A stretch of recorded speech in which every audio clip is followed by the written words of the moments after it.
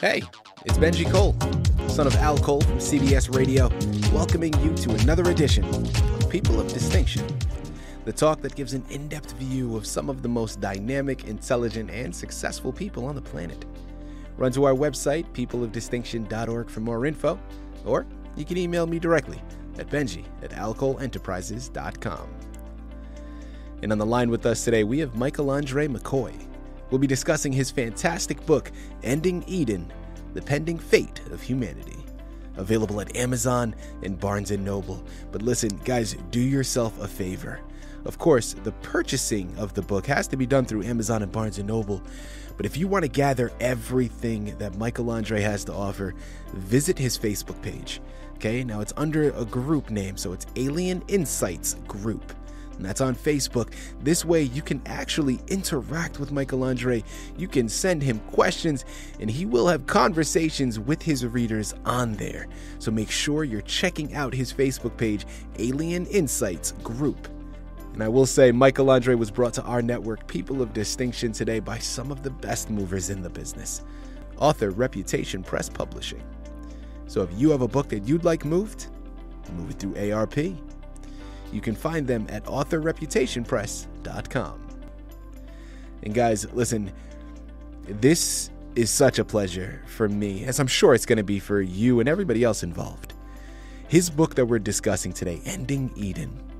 Once you go to his Amazon page or his Barnes & Noble page and you start to do any research on the book, you instantly understand, listen, this is an alien book, okay? We're going to be discussing otherworldly beings.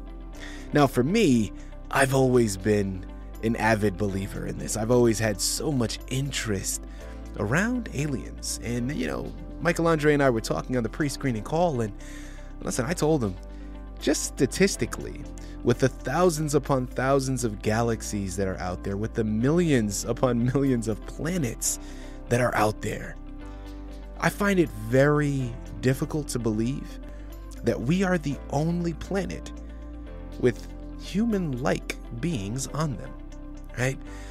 Now, listen, I'm not an expert on it, so I can't articulate my perspective other than my own personal point of view.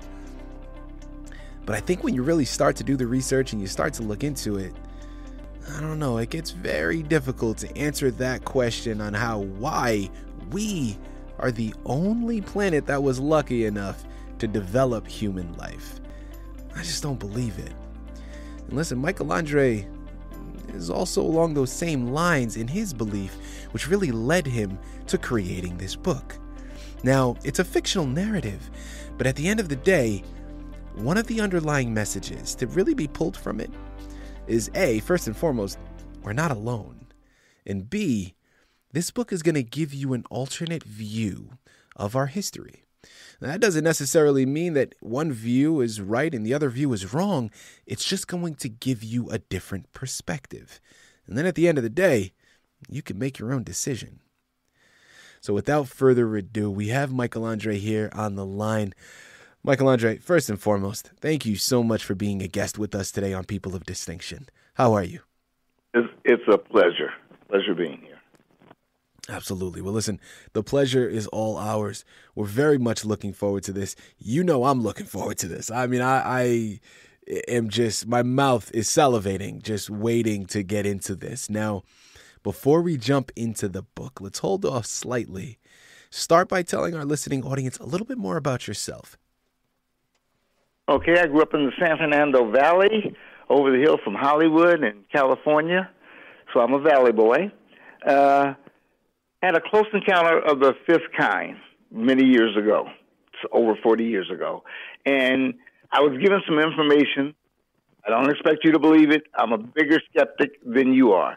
I was given some information. I didn't want to believe the information, but it set me on a path to try to research what I was told and to see where it comes from.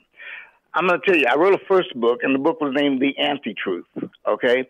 I'm going to explain really quick what an anti-truth is. An anti-truth is a bit of information that changes everything without changing anything. And the way I came up with that was I was a manager of a small retail store in Southern California, and one of my workers came in a guy named, I'll call David. David went to the back and he didn't come out. I walked back there and I said, David, we need you on the floor. He says, I'll be there in a minute. 5 minutes, 6 minutes later, he's still in. I go back and I go, David, would you please come out on the floor? He says, yeah, man, I don't know, man. I said, what's wrong? He said, I found out this weekend I was adopted. I go, you didn't know you were adopted? He said, no, I'm engaged, and they thought it'd be a good idea to tell me the truth that they're not my biological parents. Michael, that turned my whole world upside down. I don't know anything anymore. I said, sure you do. You know what high school you went to. You know what kind of car you drive. You know where you work. He said, but if you don't even know what your name was when you were born, you don't know anything about yourself.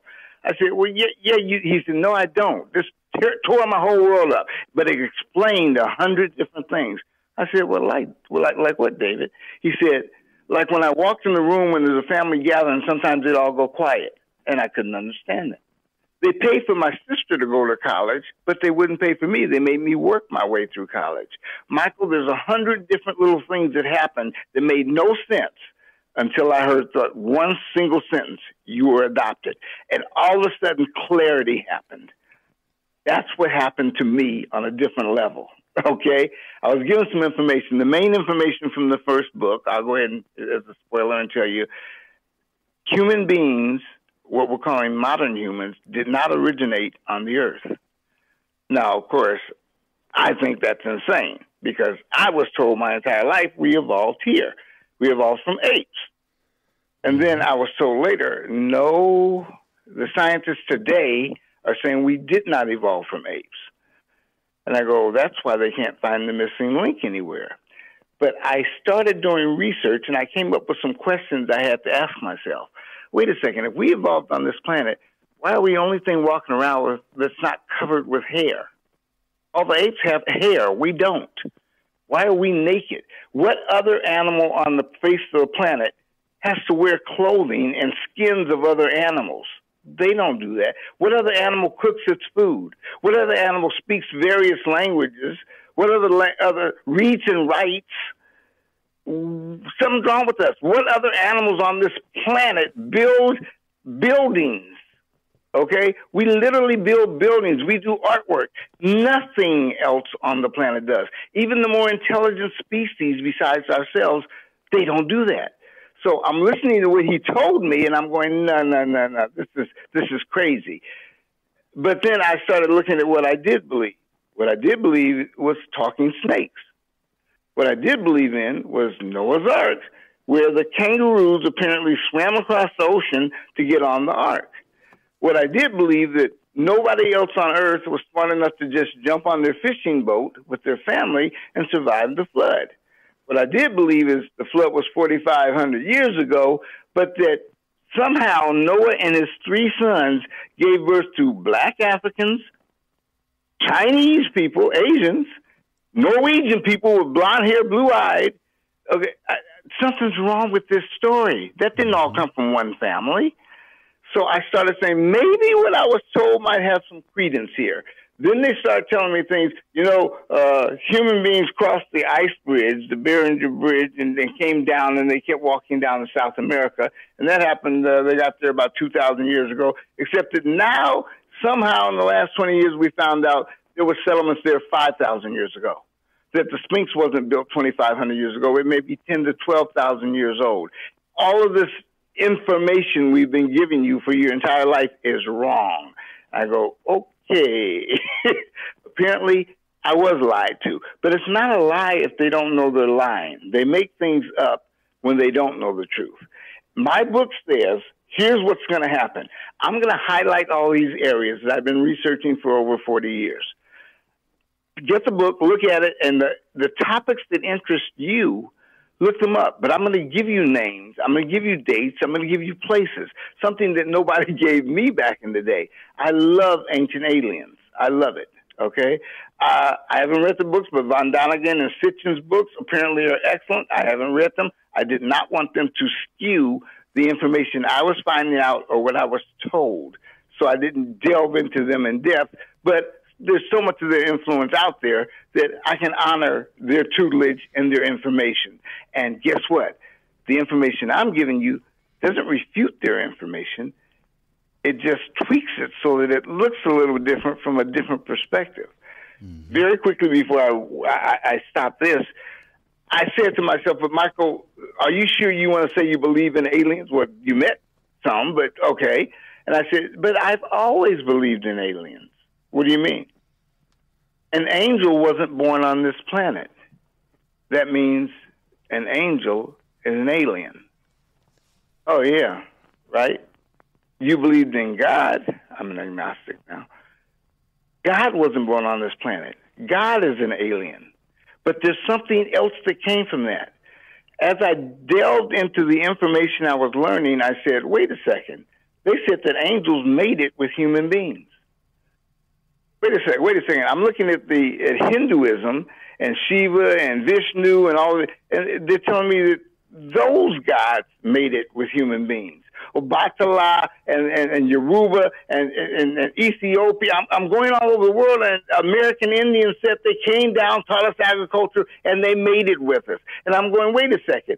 Mankind has been walking around on the continent of Africa for thousands of years with apes. Show me the hybrid. Show me where a man made it with an ape, and they had a baby, and now there's a tribe of ape babies walking around that look half human. There isn't one, because we're not the same species. So if they came down here and made it with us, and all these disparate cultures all over the world say that's what happened, then they don't even know each other exists. Why are they all telling a similar story? Another story they told is they're coming back, and that's what my book's about. When they come back, they have to make a decision what to do with us. Are we worth saving, or are we so corrupted and messed up that they need to end us? And that's where the title Ending Eden comes from. Mm-hmm. Michaelandre, listen, next question that I'd love to go into. Now, we started already to go into the book, but let's go a little bit more in depth, please. Talk to us about the specific nuances and really the specific tale in which you're talking and portraying in the book. Okay. In the book, I had to find an avenue. My wife, who was already into this, and she has read books like, Chariots of the Gods and things, and she read my first book and said, this book gave me information that none of the others gave me, and your perspective is different from theirs. And I said, thank you. She said, but talking to you over the years, I've learned so much more from talking to you now than what the book tells. Why don't you find a way that I said, because the book is telling you what happened to me back then. You want me to write something about not what happened to me, but give them more information. She said, yes. I said, I've got to think of a way to give the information and the details and the real life situations, places, structures, people that people all over the world are worshiping, but they don't understand the lore behind it. They can't all be right. That's one of the hard lessons you have to learn in life, is that if you're hearing 10 different stories, creation stories, all of them can't be right. Mm-hmm. We either came out of an egg or dripped off of somebody's spear or somebody reached down and molded clay, but they're all differing. And I'm going, well, how did that happen? So the book says, let's examine this. Let's get into it in detail. What I decided was something that I learned a few years ago that I didn't know. There are pyramids in China. Hey, yeah. There are pyramids in Bosnia. Yeah. They were moving 100-ton stones. A ton is 2,000 pounds. 100-ton stones in Peru. They were moving them in England. They were moving them in Japan, China. They're moving them in Africa. Wait a minute. They can't move them now. So how did they do this? Mm-hmm. Apparently they had a technology, even on Easter Island, that we don't possess now. Because some of them didn't have the wheel, and they're moving these things 20 miles over mountains, and they weigh 50 to 100 tons. So I'm saying, but this is ridiculous. But what he told me is we had help. And I'm going, well, you're trying to tell me we were brought here. Look at Australia. Somebody goes to Australia today, and they go, no derogatory terms. There's a lot of white people there, but they're not indigenous. In fact, when they got there, they said there were no human beings there, talking about the Aboriginals were not human. Mm-hmm. Then later on, they confessed, yes, they are. And I said to myself, well, wait a second. That's how they got there. They migrated there. Well, how did the white folks get to America? They migrated here. That's what human beings do. So when somebody tells you they got on a plane and they came from there to here, and I'm saying, but what I was told is we were put on spaceships and they brought us here and dropped us off because that's what human beings do. My problem that I initially had was that every time somebody said alien, I'm thinking a little green man or a little gray man. Mm-hmm. No. Some of them look just like us. They're just superior to us intellectually. But they look like us. They have an advanced technology that we haven't developed yet. But we're getting there slowly but surely. And they're helping us get there. They're afraid to take us to the next step, as discussed in the book, because they say, we don't know how to stop killing everything, including each other. And do they want to give us this advanced technology so that we can attack them, so that we can take our madness to the skies? Or are we redeemable? Are we so upset? Are we so mad? Are we fighting all the time over resources because we don't know a better way to do it? And if they educated us with a better way of doing it, would that move us out of where we are into a higher plane of existence and more enlightenment? The book delves into that kind of stuff. I can't even come close to discussing it in a short interview, but that's what the book is for. Okay. Absolutely. Absolutely. Guys, listen, again, here on the line with Michaelandre McCoy, we're discussing his fantastic book, Ending Eden, The Pending Fate of Humanity. Available at Amazon and Barnes & Noble for purchasing, but make sure to check out his Facebook page, Alien Insights Group. This way you can interact with him directly.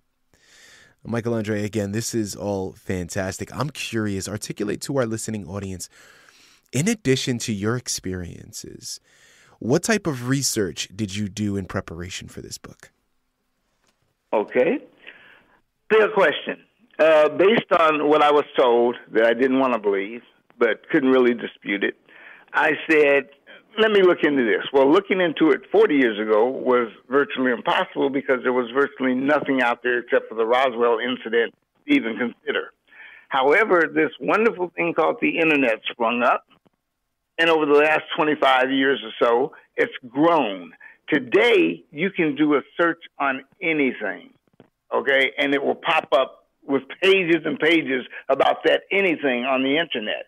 So rather than take one person's perspective about something, the pyramids, a place called Nan Madol. Nan Madol is a structure that's built on artificial islands. And when they ask them, how in the world did you guys move those like 10-ton, 50-ton, cylindrical, long rocks on top of each other and stack them? They go, oh, we didn't do that. There were two sorcerers that did that because they were honoring the agricultural god who helped them build it with his flying dragon. And I go, you guys are full of God. Who wrote this stuff? Wait a second. There's pictures of it. There's a Nan Madol, and it is on artificial islands. So I can deny anything I want to deny, but when it's there, there's concrete evidence to back it up, and you look at the people that live there now and go, they didn't do it. And those people on Easter Island talking about the Moai statues wobbled their way. They walked to the shoreline and climbed up on the pedestal. I go, no, they didn't, but they're there.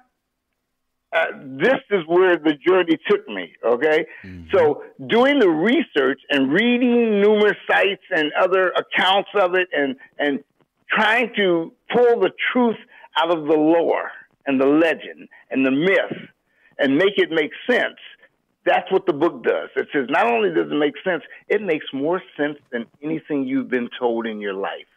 All of a sudden, the window opens up. All of a sudden, the lights come on. And you start saying, now this makes more sense than that mess they've been telling me my whole life. You came from apes. Okay? Guys, listen, what more can be said? I mean, we can stay here on the line and we could talk about this for hours. I know I could. Unfortunately, we're out of time. I mean, we can't give too much away. The only way to gather all of the information is A, to visit his Facebook page so you can correspond with him directly. Alien Insights Group on Facebook. Or So go to Amazon, Barnes & Noble, pick up your copy of Ending Eden, The Pending Fate of Humanity by Michaelandre McCoy. You surely will not be disappointed.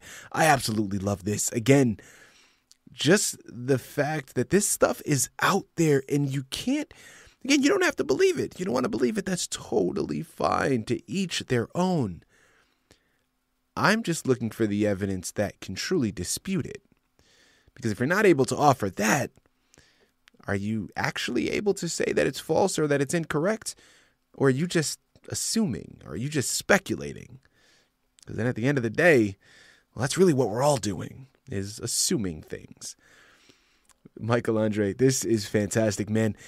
Last question that I have for you. What's next? What's on the horizon for you? Oh, hopefully this book will spring forward and people will want more interviews with me and things of that nature. Trade secret, I didn't tell you this, but the preceding book to this was called The Anti-Truth, but there are 3 other books after this book that are not published yet that I've written because I keep getting kicked in the butt by my wife. I think I'm done writing on the topic now, but